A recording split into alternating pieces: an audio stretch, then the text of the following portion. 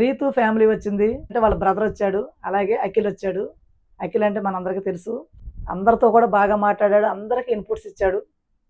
అలాగే నువ్వు నీ నవ్వుకి ఫ్యాన్స్ ఎక్కువైపోయారంట.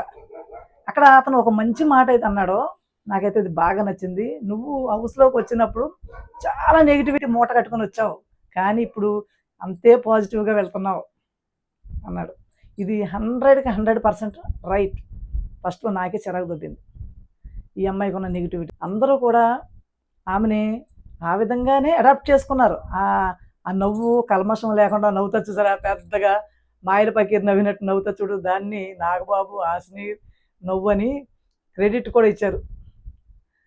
హాసినిలా నవ్వుతుందని. అంత బాగా తను హౌస్‌లో అందరిని ఓన్ చేసుకుంది. ఫస్ట్‌లో గేమ్‌లు బాగా ఆడింది. తర్వాత రాను రాను ఎందుకో తను గివ్ అప్ ఇచ్చేస్తుందని నాకనిపించింది.